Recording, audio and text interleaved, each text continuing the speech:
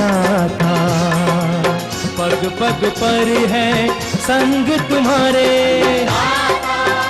अन्नदाता। लहू किसानों का बन के पसीना सींचता है धरती का सीना। मेहनत का तेरी हक दिलवाने, नई तकनीक नई खोज बताने। पशुधन को गुणवान बनाना, पौध सुरक्षा को सिखलाना, खेती के सब गुर समझाने, भारत का सरताज बनाने। आठों पहर है संग तुम्हारे अन्नदाता, अन्नदाता। नमस्कार, मैं हूं आपके साथ निदा अहमद। आप सभी दर्शकों का अन्नदाता कार्यक्रम में स्वागत करती हूं। हर रोज की तरह कार्यक्रम में लेकर आई हूं खेतीबाड़ी से जुड़ी हुई बहुत सी लाभकारी जानकारियां। तो चलिए सबसे पहले देखते हैं क्या है विशेष आज के कार्यक्रम में। अच्छे पुष्प उत्पादन हेतु गुलाब की फसल में जरूरी कार्य, अच्छी बढ़वाड़ के लिए गन्ने की पेड़ी फसल में आवश्यक प्रबंधन,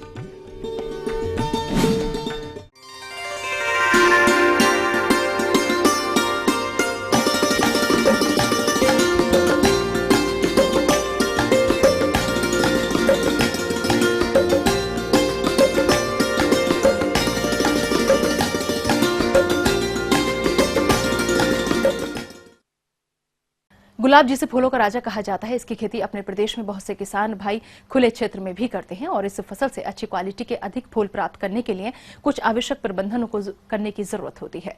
तो कौन से हैं ये प्रबंधन, आइए जानते हैं राजेंद्र कृषि विश्वविद्यालय पूसा समस्तीपुर के कृषि वैज्ञानिक डॉक्टर अनिल कुमार से। किसान भाई गुलाब की खेती खुले वातावरण में मतलब ओपन फील्ड में किए होंगे तो कुछ सावधानियां बरतने की जरूरत है। पहले तो ये कि जब हम गुलाब की खेती करते हैं तो हमारा मुख्य उद्देश्य होता है कि पुष्प के डंठल तैयार करना, और ये डंठल की जो लंबाई होनी चाहिए वो 30 से 35 सेंटीमीटर एक पुष्प डंठल की लंबाई होनी चाहिए। गुलाब के पौधों में मुख्य शाखा के साथ अन्य शाखाएं और पौधे के निचले भाग पर नए बड़ निकल आते हैं जो मुख्य शाखा की बढ़वार को बाधित करते हैं। इसलिए इन शाखाओं तथा नए बड़ों को सावधानी से काटकर हटा देना चाहिए, तभी गुलाब के मुख्य शाखा की अच्छी बढ़वार होगी। और अगर कोई पत्तियों के कक्षस्थ कली में अगर कोई बड आ जाता है छोटा सा तो उसको भी तोड़ लें और केवल ऊपरी हिस्से पर बड को आने दें, तो इस तरह से आपके 35 से 40 सेंटीमीटर लंबे बड आएंगे। पहला तो ध्यान नहीं देना है। गुलाब के पौधों की अच्छी बढ़वार के लिए फसल में समुचित सिंचाई का प्रबंधन करना होता है।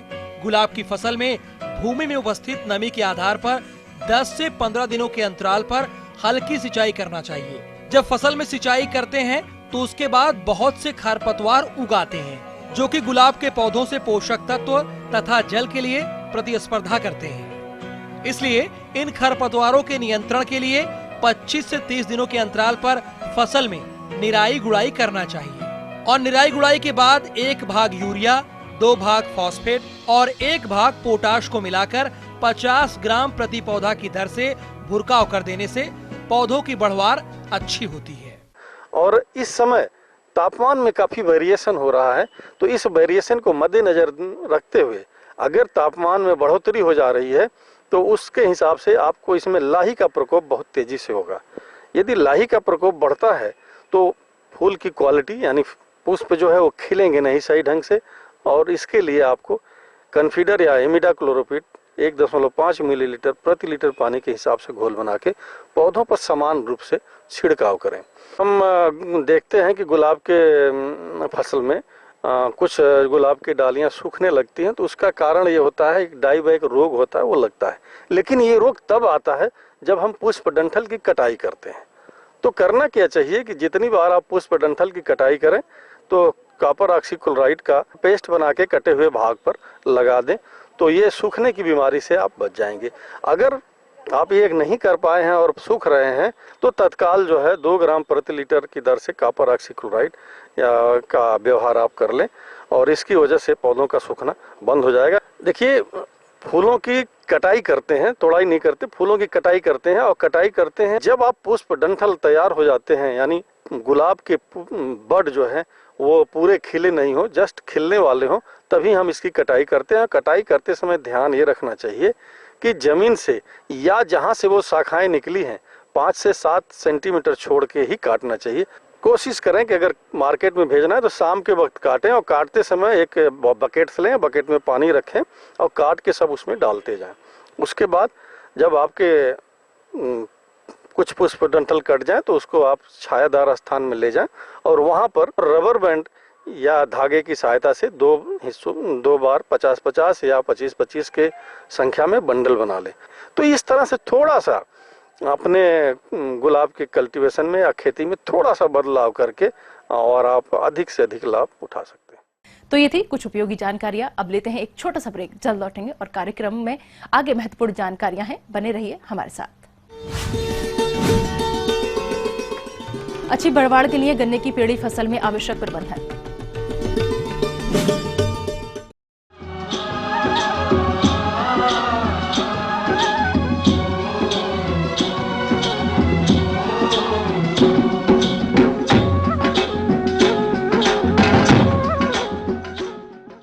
ब्रेक के बाद आप सभी दर्शकों का स्वागत है। चलिए अब रुक करते हैं अगली कड़ी की ओर।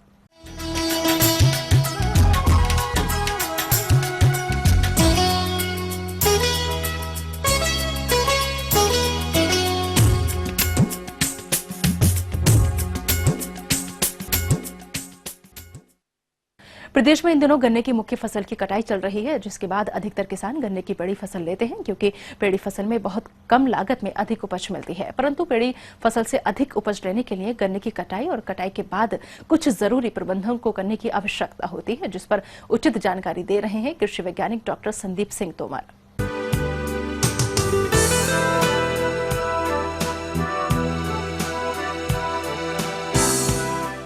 हम देखते हैं कि गन्ने के उत्पादन की बात करें तो इसमें जो पेड़ी वाला गन्ना होता है उसका बहुत योगदान होता है। आमतौर पर किसान इसे एक तरह से फ्री की फसल समझते हैं, क्योंकि लागत इसमें कम लगती है और उत्पादन बेहतर मिलता है किसान को।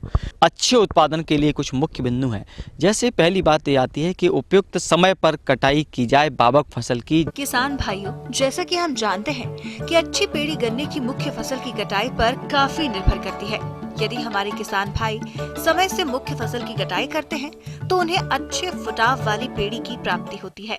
उपयुक्त समय तो इसकी पेड़ी रखने के हिसाब से देखा जाए तो जनवरी और मार्च का महीना सबसे उपयुक्त माना जाता है। परंतु किन्हीं कारणोंवश किसान को जनवरी में ही अपनी बाबक फसल काटना है तो उसमें कुछ ध्यान देने योग्य बात है। पहली बात तो यह है कि कटाई से पहले सिंचाई करें तो उसके साथ में 60 किलोग्राम प्रति हेक्टेयर या म्यूरेट ऑफ पोटाश, जो पोटाश खाद होता है, उसका उपयोग कर दें सिंचाई के साथ में, तो उससे भी आपका फुटाव अच्छा होगा पेड़ी के लिए। दूसरी बात, आप इसमें देखें कि जो ताज़ा प्रेस मड जो मील से मिलता है, जो गर्म होता है बहुत, यदि उसकी 20 टन मात्रा प्रति हेक्टेयर के हिसाब से डाली जाए तो उससे भी आपकी फुटाव अच्छा हो जाता है।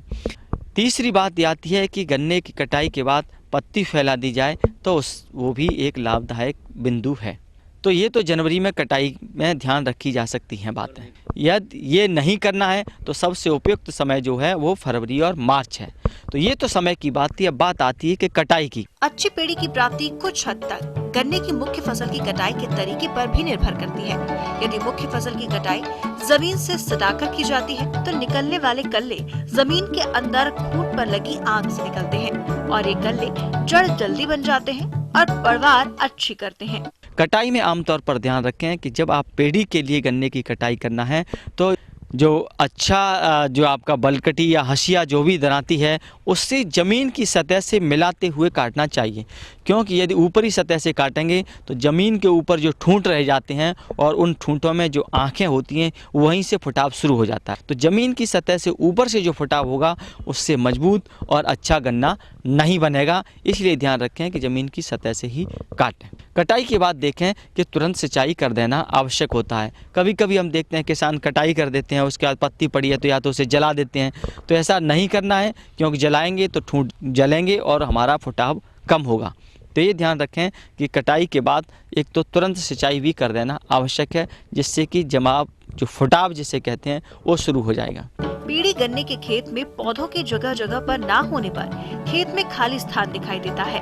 ऐसी समस्या मुख्य रूप से मुख्य फसल में पौधों की संख्या कम होने या फिर पेड़ी में ही ठूंठ के सूखने पर पैदा होती है। तो हमारे किसान भाई खेत में पड़ी खाली जगह का इस्तेमाल करके कैसे ज्यादा उत्पादन की प्राप्ति कर सकते हैं, आइए जानते हैं। कि जब आप इसमें देखेंगे कि कहीं कहीं जगह जहाँ पर 2 फीट से अधिक की जगह आपको दिखती है, खाली है, मुड्डा नहीं है, तो वहाँ पर पहले से अंकुरित या ऊपर के हिस्से की आँखों वाले छोटे छोटे टुकड़े वहाँ पर बो देना चाहिए, जिसे गैप फिलिंग कहते हैं हम। इससे भी हमारा उत्पादन बढ़ जाएगा। इस तरह की पद्धति को अपनाते रहेंगे जो भराव वाली है, जो गैप होते हैं जगह स्पेस वाली, तो इससे उत्पादन पर कोई हानिकारक प्रभाव नहीं पड़ता है और आपका उत्पादन बढ़ ही जाता है। तीसरी बात आती है पोषक तत्व प्रबंधन की। किसान भाइयों, किसी भी फसल की अच्छी वृद्धि और विकास के लिए ये जरूरी है कि हमें फसल में समय समय पर संतुलित पोषक तत्वों को देना चाहिए। और परीक्षणों से ऐसा ज्ञात हुआ है कि गन्ने की मुख्य फसल की अपेक्षा पेड़ी फसल में ज्यादा पोषक तत्वों की जरूरत होती है। तो किसान भाई इन पोषक तत्वों को अपनी फसल में कितनी मात्रा में और कब कब इस्तेमाल करें, चलिए जानते हैं। फास्फोरस 60 से 75 किलोग्राम प्रति हेक्टेयर, पोटास की 50 से 60 किलोग्राम प्रति हेक्टेयर की मात्रा और नाइट्रोजन की मात्रा इसमें 20% बावक से अधिक बढ़ा देना चाहिए। मान के चलिए कि 180 किलोग्राम नाइट्रोजन प्रति हेक्टेयर रेटून को आवश्यकता है। आमतौर पर किसान केवल नाइट्रोजन को ही उपयोग करता है, ये ठीक नहीं है। रेटून जो पेड़ी फसल है उसको भी बावक फसल के बराबर ही पोषक तत्वों की आवश्यकता है। तो इस तरह से संस्तुत मात्रा की जो है नाइट्रोजन, फास्फोरस, पोटास की आप उसका उपयोग करें। उपयोग करने का तरीका ये है कि आप देखें कि गन्ने में जैसे ही आपने पहला पानी कटाई के बाद लगा दिया और जैसे ही ओट आती है, बतर आती है, तो उसकी अच्छी सी जुताई करें सीधे सीधे कूड़ों के सहारे। कूड़ों के सहारे जुताई करने से होगा कि पुरानी जड़ें हैं वो छट जाएंगी, जिसे प्रूनिंग कहते हैं, और उनके छट जाने से नई जड़ें निकलेंगी, वो पोषक तत्वों को ज़्यादा लेंगी। दूसरा, जब जड़ें छटेंगी वहाँ मिट्टी हटेगी, उसमें आप जो खाद उर्वरक दे रहे हैं संस्तुत मात्रा उसको डाल दें, तो वो जड़ों के किनारे ठीक से लगता है और पौधा उपयोग कर सकता है। इस तरह से पोषक तत्वों को देंगे और आप देखेंगे कि आपका उत्पादन ठीक मिलेगा। तीसरी बात आती है कि सिंचाई की जो बात है, तो कटाई के बाद पहली सिंचाई तुरंत करें, फिर उसके बाद ओट आने पर आप उसकी अच्छी तरह से गुड़ाई कर दें जिससे जड़ें छट जाएं, और गैप फिलिंग करके या जो खाद उर्वरक की मात्रा है, फास्फोरस पूर्ण मात्रा, जो नाइट्रोजन है उसकी आधी मात्रा आप उसमें डाल दें और फिर सिंचाई कर दें। इस तरह से जब देखेंगे आप कि शेष जो नाइट्रोजन की मात्रा है उसको 2 भागों में बांट करके देखें कि पहली जब आपकी जो रेटून पेड़ी है उसकी कटाई के बाद लगभग 1 महीने बाद, और फिर दूसरी लगभग जब रेटून की फसल आप 50 दिन की हो जाए उस समय डाल दें, तो ज़्यादा से ज़्यादा फुटाव होगा, ज़्यादा से ज़्यादा कल्ले निकलेंगे और आप देखेंगे कि उसमें ज़्यादा से ज़्यादा उत्पादन आपको मिलेगा। तो इस तरह से जो रेटून रखना है या उसका प्रबंधन है आप इस तरह से करते हैं तो निश्चित तौर पर उत्पादन आपका अधिक मिलेगा।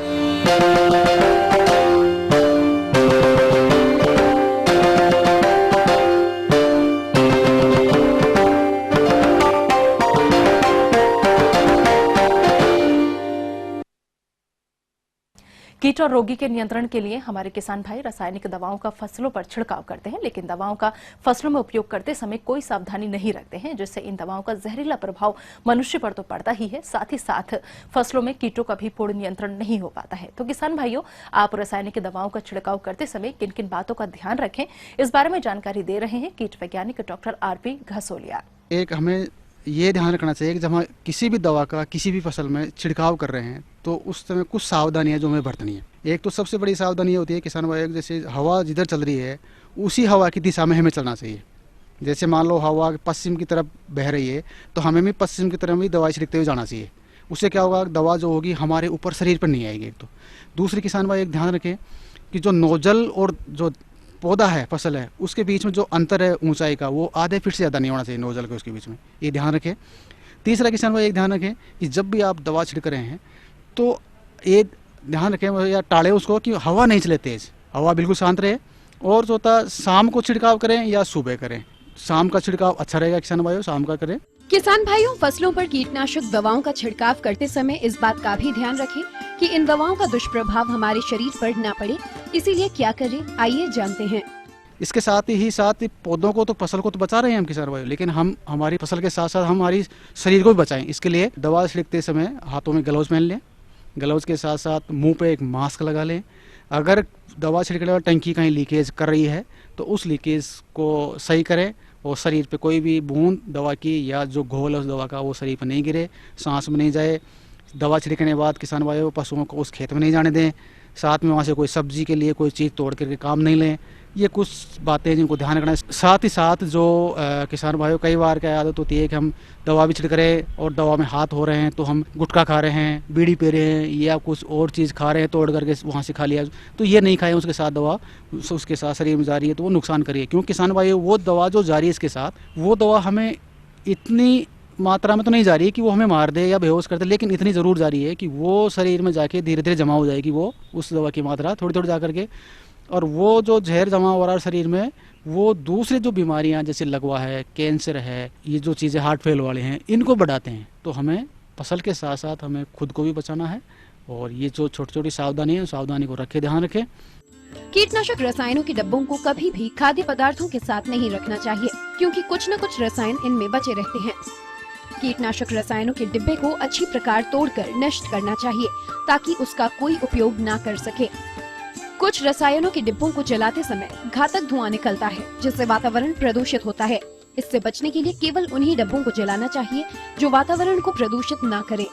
और साथ ये और देखिए कई आए दिन अखबार में आता रहता है, किसान भाई आपने पढ़ा होगा कि जैसे किसी भी किसान भाई ने कोई दवा की पैकिंग या कोई डिब्बा ऐसे खेत में फेंक दिया डोले पे, तो उसमें बच्चे खेलते खेलते या तो पानी डाल करके पी जाते हैं या ऐसा करते, वो जहर वो किसान बच्चों के लिए नुकसानदायक होता है, वो जहर है। तो इसलिए क्या करें, जो भी कोई पैकिंग दवा की खाली हुई है, कोई डिब्बा खाली हुआ है, उसको तोड़ मरोड़ करके जला दे या तो या गहरे गड्ढे में उसको दबा दें, खुले में नहीं फेंके। साथ ही साथ कोई तेल चीनी भरने के लिए डिब्बों को काम भी नहीं ले किसान भाइयों, ये भी ध्यान रखें।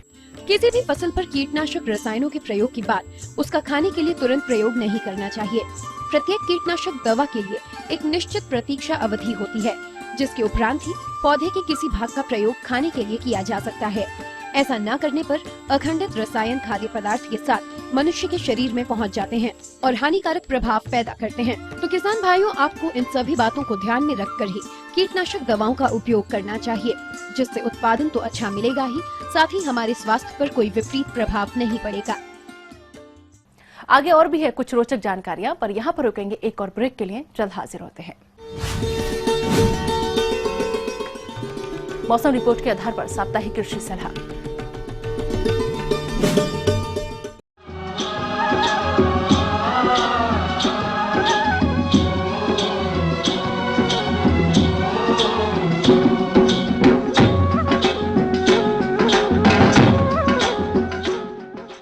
ब्रेक के बाद एक बार फिर से आप सभी दर्शकों का अन्नदाता कार्यक्रम में स्वागत है। चलिए बढ़ते हैं अगली प्रस्तुति की ओर।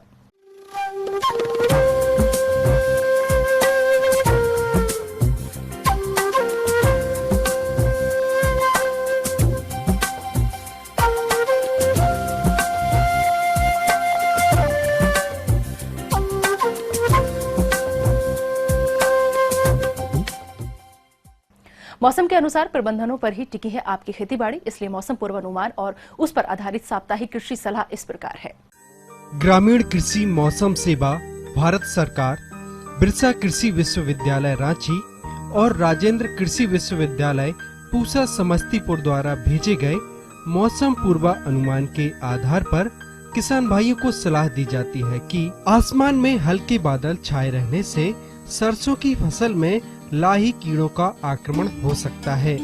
इसके बचाव के लिए मेटासिस्टाक दवा 1 मिलीलीटर प्रति लीटर पानी में घोल बनाकर छिड़काव करें। रसायनों का प्रयोग आसमान साफ होने अथवा संभावित वर्षा की स्थिति को देखते हुए करें। प्याज का पौध जो कि 40 से 50 दिन का हो गया हो, तैयार क्यारी में पंक्ति से पंक्ति की दूरी 15 सेंटीमीटर और पौधे से पौधे की दूरी 10 सेंटीमीटर रखते हुए रुपाई का कार्य करें। पौधे की रुपाई अधिक गहराई में नहीं करें। सरसों की फसल में इस समय सफेद रतुआ रोग आने की संभावना है, अतः रोग दिखाई देने पर क्लोरथालोनील दवा 1 ग्राम प्रति लीटर पानी में घोल बनाकर छिड़काव करें। मटर की फसल में चूड़िल फफूंदी रोग की निगरानी करें तथा पौधों पर यह रोग दिखाई देने पर सल्फेक्स दवा 3 ग्राम प्रति लीटर पानी में घोल बनाकर छिड़काव करें। मटर की फसल में अच्छे फलन के लिए 2% यूरिया का घोल बनाकर फसल पर छिड़काव करें। गेहूं की फसल में उगने वाले सभी प्रकार के खरपतवारों के नियंत्रण के लिए बुआई के 30 से 35 दिन बाद सल्फोसल्फ्यूरान 33 ग्राम प्रति हेक्टेयर एवं मैट सल्फ्यूरान 20 ग्राम प्रति हेक्टेयर दवा 500 लीटर पानी में घोलकर खड़ी फसल में छिड़काव करें।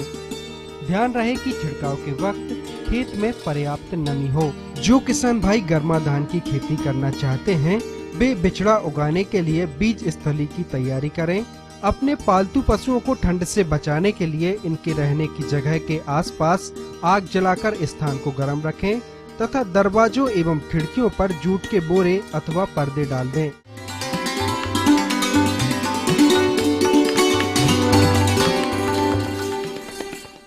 अन्नदाता हेल्पलाइन निशुल्क फोन संपर्क सेवा के माध्यम से आपके द्वारा पूछी गई समस्याओं में से 1 या 2 महत्वपूर्ण समस्याओं को हम अपने कार्यक्रम में शामिल करते हैं। इसी के तहत आज की चयनित समस्या और उसका जवाब इस प्रकार है। अन्नदाता निशुल्क फोन संपर्क सेवा के माध्यम से पूछे गए प्रश्नों में से आज हमने जिस प्रश्न को कार्यक्रम में शामिल किया है उससे पूछा है जिला बांका के कृषक नीलकंठ झा ने। यह मिर्ची की फसल में पौध सुरक्षा उपायों के बारे में जानकारी चाहते हैं। तो नीलकंठ झा जी, आपकी जानकारी हेतु प्रस्तुत है कार्यक्रम का यह अंश। मिर्ची की खेती और उसके कीट और बीमारियों के बारे में चर्चा करेंगे।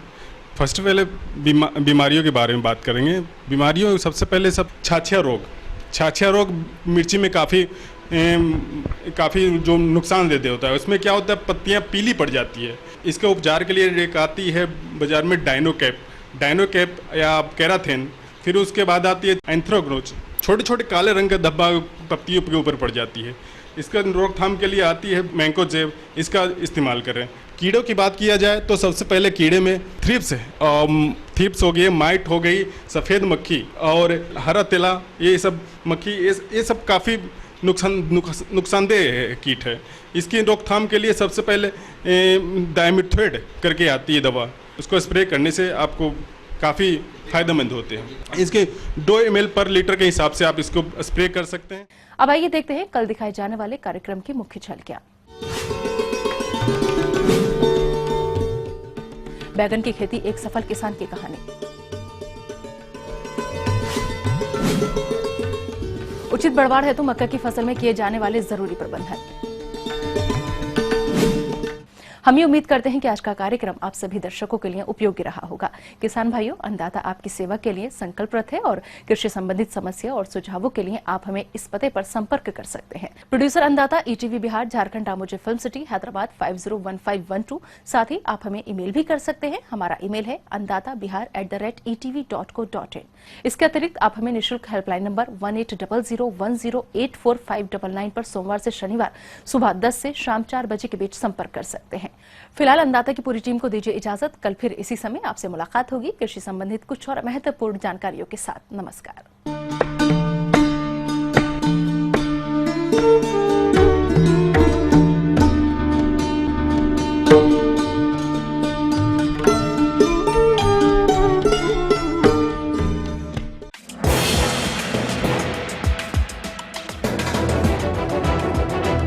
आप देख रहे हैं ETV न्यूज बिहार झारखंड, खबर ही जीवन है।